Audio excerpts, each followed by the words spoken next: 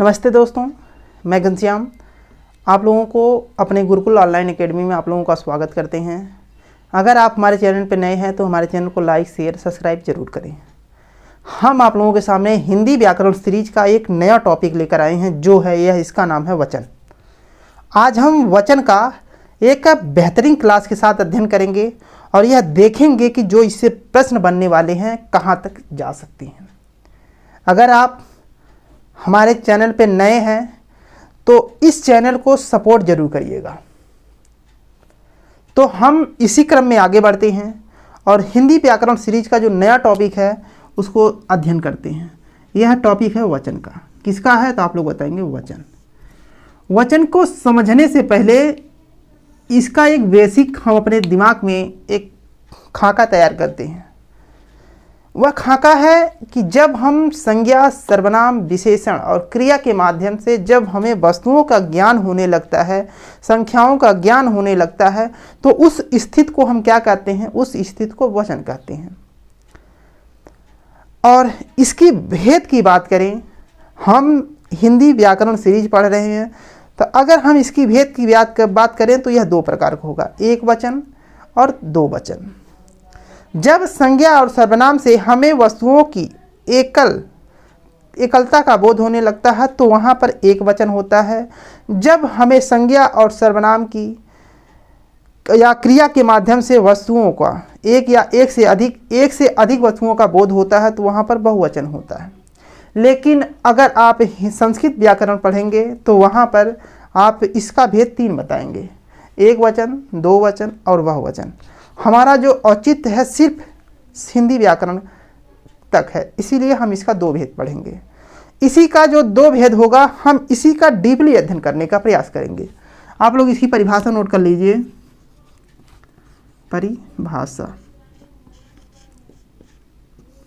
परिभाषा हमारा है संज्ञा, सर्वनाम। आप लोगों से एक प्रश्न है, सर्वनामों की कुल संख्या कितनी होती है? कमेंट में जरूर बताइए। संज्ञा, सर्वनाम, विशेषण, संज्ञा, सर्वनाम, विशेषण और क्रिया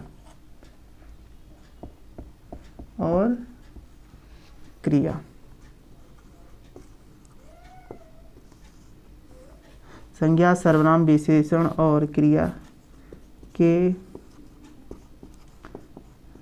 जिस रूप से संख्या का बोध हो उसे क्या कहते हैं? उसे वचन कहते हैं।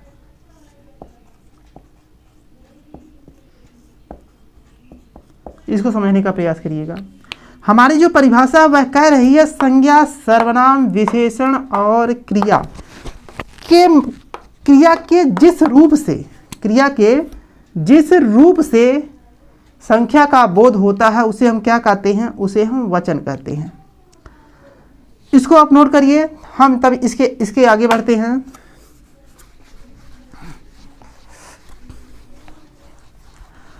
आप लोग देखिए इसके आगे।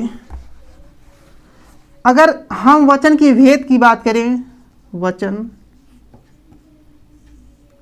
के भेद, यह इसके कितने भेद होंगे? यह दो होंगे। कौन कौन से होंगे तो आप बताएंगे, एक वचन और दूसरा होगा बहुवचन। अब हम इसको समझने का प्रयास करते हैं कि एक वचन किसे कहते हैं और बहुवचन किसे कहते हैं। अब हमारा जो पहली हेडिंग होगी वह होगी एक वचन।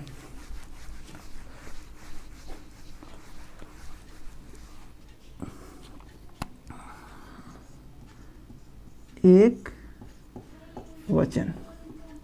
अब देखिए इसका एक बेसिक समझने का प्रयास कर लेते हैं।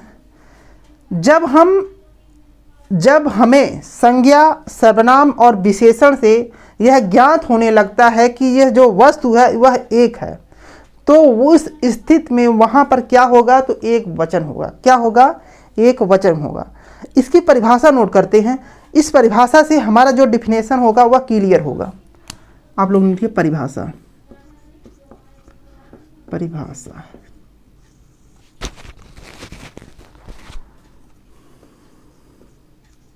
जिस शब्दों से एक ही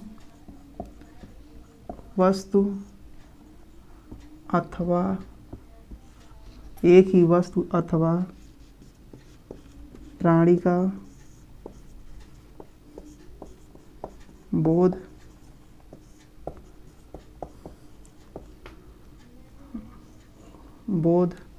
हो उसे एक वचन कहते हैं। आप लोग इसको समझने का प्रयास करिएगा। जिस शब्दों से एक ही वस्तु अथवा प्राणी का बोध होता है, जिस शब्दों से एक ही वस्तु अथवा प्राणी का बोध होता है, तो उसे हम क्या कहते हैं? उसे हम एक वचन कहते हैं। यही परिभाषा आप लोगों को जो है एक नंबर दिलाने का प्रयास करेगी। लेकिन आप लोग इसको ध्यान रखिएगा कि जिस शब्दों से एक ही वस्तु अथवा प्राणी का बोध होता है उसे हम एक वचन कहते हैं। अब देखिए, एक नोट कर लेते हैं कि कहाँ कहाँ पर हमें एक वस्तु अथवा प्राणी का बोध होगा।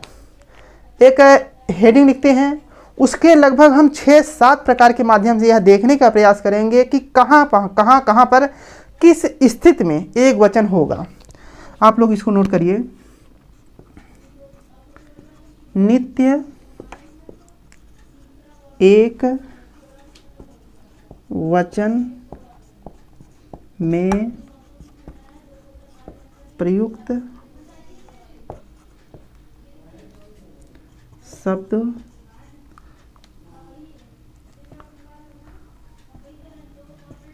जिनका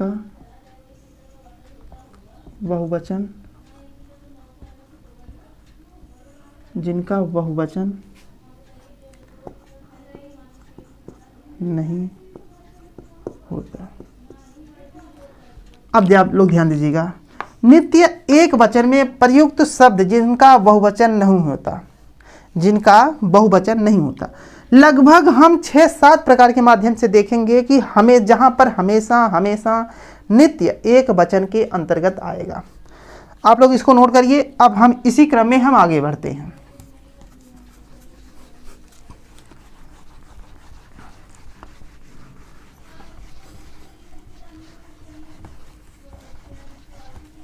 आप लोग लिखिए पहचान कि कहाँ कहाँ पर एक वचन होगा। पहचान, पहला पहचान देखते हैं। जो वस्तुएं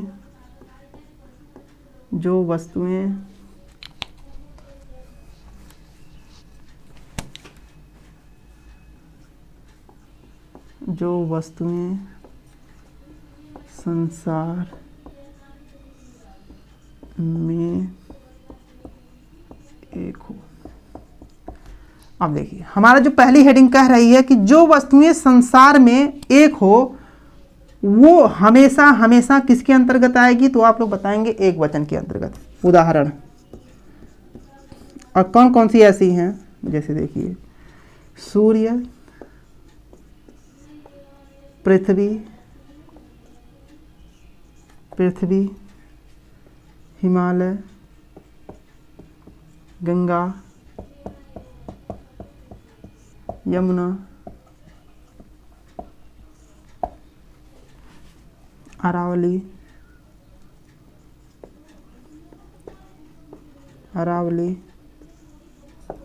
अगर हम आगे बात करें ईश्वर, अगर हम बात करें रामायण, ETC। ऐसे बहुत सी वस्तुएं हैं जो हमें ऐसी बहुत सी वस्तुएं हैं जो संसार में एक हो, उस स्थिति में हम इसको एक वचन के अंतर्गत रखते हैं। अब हमारी जो दूसरा पहचान होगा उसको देख लेते हैं। जैसे अगर हम कहें जो सप्ताह के नाम होते हैं, जो महीने के नाम होते हैं, जो कोई पर्व होता है, वह हमेशा हमेशा एक वचन के अंतर्गत रखा जाता है। तो हम आगे बढ़ते हैं और लिखते हैं वार या माह का नाम। यह जो होते हैं वह हमेशा किसके अंतर्गत रखते हैं? तो एक वचन के अंतर्गत। जैसे अगर हम कहें सोमवार, मंगलवार, ऐसे जो सप्ताह के 7 दिन होते हैं वह उसको लिखते हैं। जैसे हम कहें रजमान, जैसे कोई पर्व होता है, चाहे वो हिंदू पर्व हो चाहे मुस्लिम का पर्व हो, जैसे कहें रजमान। जैसे हम कहें कार्तिक, क्या कहते हैं? कार्तिक। ये जो माह है ये हमेशा हमेशा एक वचन के अंतर्गत आएंगे। जैसे हम कहें अगस्त या जनवरी, ऐसे जितने महीने आएंगे लगभग वह सब के सब किसके अंतर्गत आएंगे? तो आप लोग बताएंगे वो हमेशा एक वचन के अंतर्गत आते हैं। यह हमारी दूसरी पहचान है। अब हम तीसरी पहचान देखते हैं। आप लोग इसको नोट करिए। अब हम मिटा रहे हैं इसको।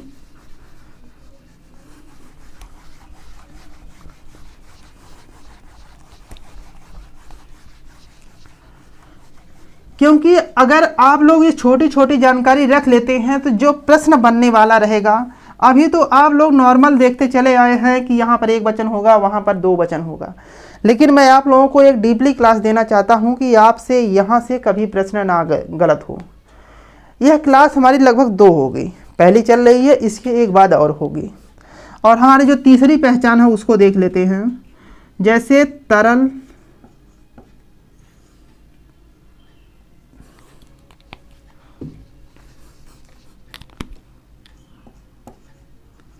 तरल पदार्थों के नाम हमेशा, तरल पदार्थों के नाम हमेशा एक वचन में होता है। अब देखते हैं कौन कौन से ऐसे तरल पदार्थ हैं जो हमेशा एक वचन के अंतर्गत आएंगे। जैसे आप लोग नोट करिए, दूध, ठीक है, दही, घी, ठीक है, उसके बाद चाय, छाछ। ये जो शब्द आ रहे हैं वह हमेशा हमेशा किसके अंतर्गत आएंगे? तो आप लोग बताइएगा, नित्य हमेशा एक वचन के अंतर्गत आएंगे। कौन कौन से ऐसे पदार्थ जो और भी ऐसे बहुत से पदार्थ हैं जो हमेशा एक वचन के अंतर्गत आते हैं। अब इसी क्रम में हम आगे बढ़ते हैं और देखते हैं कि जो चौथी हमारी पहचान है वह क्या कहती है। तो आप लोग नोट करिए नंबर 4 पहचान में। जैसे हम कहें जो खनिज पदार्थ होते हैं, क्या होते हैं? खनिज पदार्थ। अभी आप लोग इसको नोट करिए, खनिज पदार्थों के नाम हमेशा एक वचन में होते हैं। जो खनिज पदार्थ होते हैं वह हमेशा क्या नाम है? एक वचन के अंतर्गत आते हैं। अब आप लोग ध्यान दीजिए, जो खनिज पदार्थ होते हैं इसका 2 भेद होता है, एक धात्विक होता है, एक अधात्विक होता है। धात्विक भी अगर हम जो खनिज पदार्थ हो, चाहे वो धात्विक हो चाहे वो अधात्विक हो, दोनों ही हमेशा एक वचन के अंतर्गत आते हैं। तो धात्विक किसे कहते हैं? जैसे सोना चांदी हो गया, यह धात्विक होता है। और अधात्विक किसे कहते हैं? जैसे पत्थर हो गया, कोयला हो गया, बर्फ हो गया, यह सब अधात्विक होते हैं। उसको नोट कर लीजिए। पहला इसका धात्विक, यहाँ इसको लिख लीजिए, जो का नाम है, ठीक है, धात्विक खनिज कौन कौन से होंगे? खनिज, यह होगा सोना, यह होगा चांदी, लोहा, लोहा, फिर आगे देखते हैं सीसा। ऐसे और भी खनिज पदार्थ हैं जो धात्विक होते हुए भी क्या नाम है एक वचन के अंतर्गत आते हैं। अब देखते हैं अधात्विक। अधात्विक खनिज, पत्थर, उसके बाद कोयला, अभ्रक।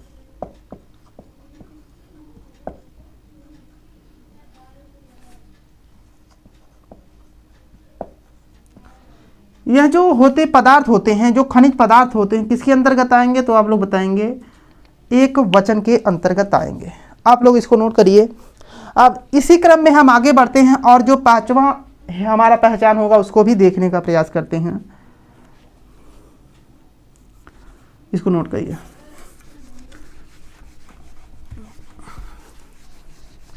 पहचान में हमारा जो पांचवा हेडिंग होगी, जैसे कुछ ऐसे प्रत्यय होते हैं जो अगर किसी शब्द के पीछे लग जाए, आप लोगों से बता दें जो प्रत्यय होता है वह शब्द के पीछे लगता है, ठीक है। और कुछ ऐसे प्रत्यय हैं जो अगर शब्द के पीछे लग जाए वह हमेशा हमेशा एक वचन के अंतर्गत आ जाते हैं।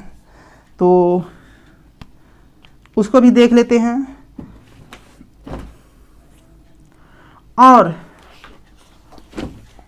एक और हेडिंग है, उसको देखते हैं। जैसे कुछ और भी हैं प्रत्यय और कुछ शब्द हैं, कुछ शब्द ऐसे भी हैं अगर उसको प्रयोग में हम करें लेकिन देखने से हमें लगेगा कि यह जो क्या नाम है बहुवचन में जाएगा, लेकिन वह हमेशा हमेशा एक वचन में रहेगा। जैसे अगर कहें जनता, पुलिस, उसके बाद कहें भीड़, नमक, पत्थर, इसको कहने से हमें लग रहा है, भीड़ कहने से हमें एक से ज़्यादा वस्तुओं का बोध हो रहा है, लेकिन वह हमेशा एक वचन का बोध करवाएगा। उसको भी नोट कर लेते हैं।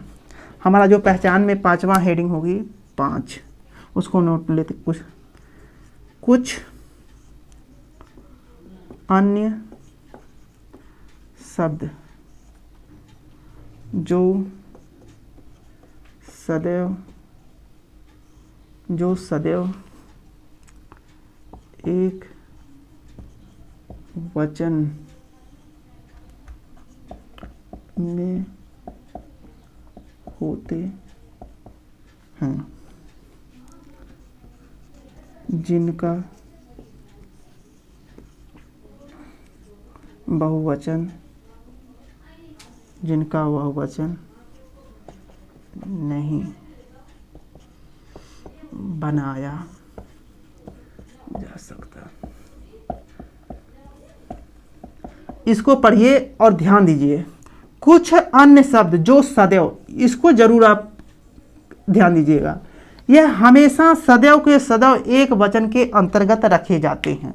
अब कौन कौन से ऐसे शब्द हैं जो हमेशा या सदैव एक वचन के अंतर्गत रखे जाते हैं, तो उसको देख लेते हैं।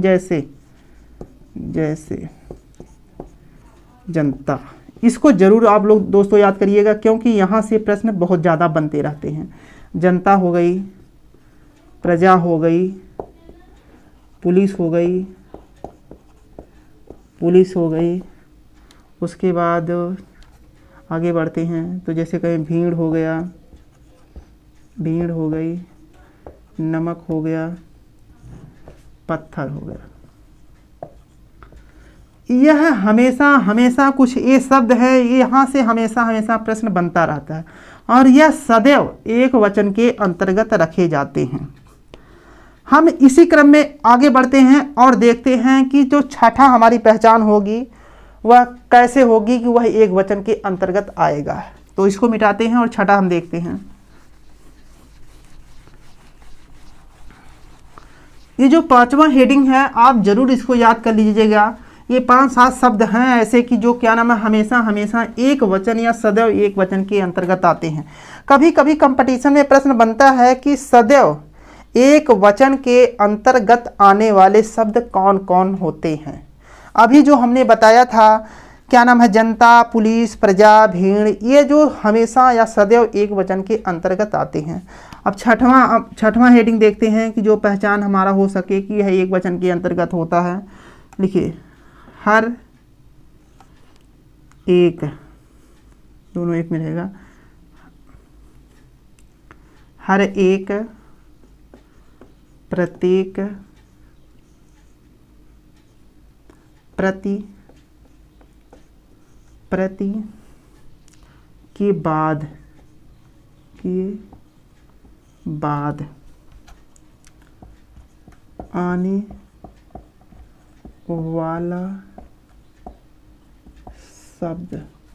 आने वाला शब्द एक वचन होता है। इसको पढ़िए, यह कह रहा है कि हर एक, प्रत्येक, प्रति के बाद आने वाला जो शब्द होगा वह किसके अंतर्गत आएगा, तो आप लोग बताएंगे एक वचन के अंतर्गत आएगा। जैसे या उदाहरण, वहाँ प्रत्येक व्यक्ति, वहाँ प्रत्येक व्यक्ति आलसी थे। अब देखिए, यह जो हमारा छठा पहचान कर रहा है कि इसके बाद आने वाला शब्द, देखिए प्रत्येक के बाद जो आने वाला शब्द है व्यक्ति, तो व्यक्ति जो है हमेशा एक वचन के अंतर्गत आएगा। आप लोग इसको समझिए और समझने के बाद इसको नोट करिए, क्योंकि ये प्रश्न आए दिन कहीं ना कहीं आप लोगों के सामने देखने को मिलेगा। हम इसी क्रम में आगे बढ़ते हैं और देखते हैं कि कहाँ पर हमेशा या एक वचन के स्थिति पैदा और हो सकती है। हमारा जो सातवां पहचान होगा उसको भी देख लेते हैं। 7 नंबर, संज्ञा का हमने भेद पढ़ा था। संज्ञा हमने देखा और वहाँ पर यह समझने का प्रयास किया था कि जैसे भाववाचक, गुणवाचक, द्रववाचक जो संज्ञाएं आती हैं उसके जो आने वाले उदाहरण होते हैं वह हमेशा या सदैव, आप लोग कहिए किसके अंतर्गत आएंगे, तो आप लोग बताइएगा कि एक वचन के अंतर्गत आएंगे। 7वां पहचान, भाववाचक, उसके बाद और गुणवाचक,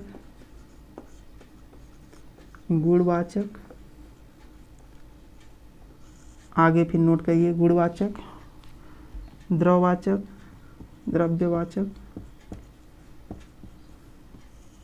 द्रव्यवाचक, संज्ञाओं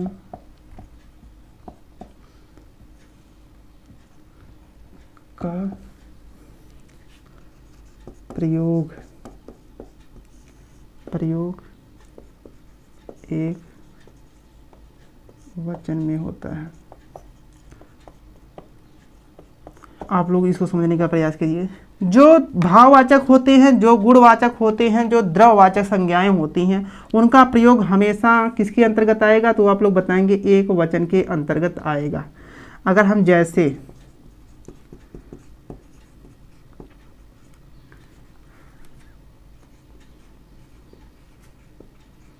सज्जनता की अगर हम बात करें या किसके अंतर्गत आएगा, तो आप लोग बताएंगे क्या नाम है, भाववाचक अंतर्गत आएगा।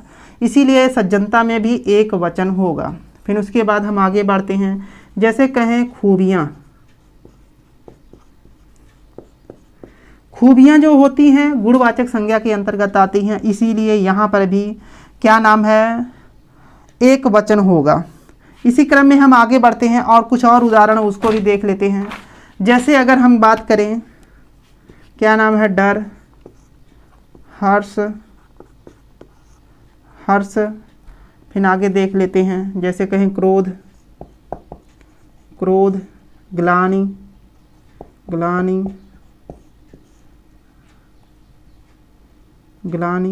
फिर उसके बाद आगे बढ़ते हैं। और उसके बाद जैसे कहें ममत्व, फिर उसके बाद कहें पशुता, उसके बाद हम कहें बचपन, फिर उसके बाद हम आगे कहें दिखावा। फिर उसके बाद हम आगे बढ़ें, अगर कहें समझाइश, समझाइश। फिर उसके बाद इंसानियत,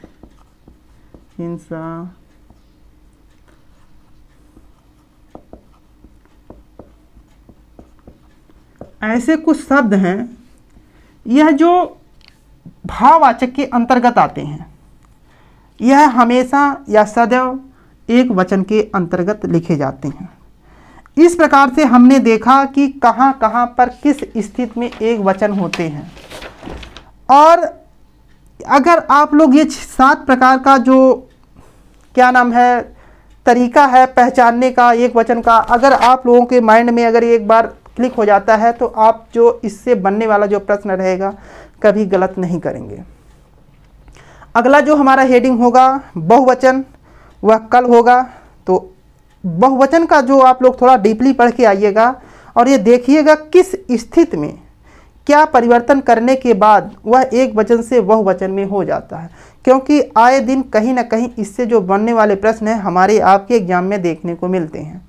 तो आज के लिए यहीं पर ठीक है। राधे राधे, नमस्ते।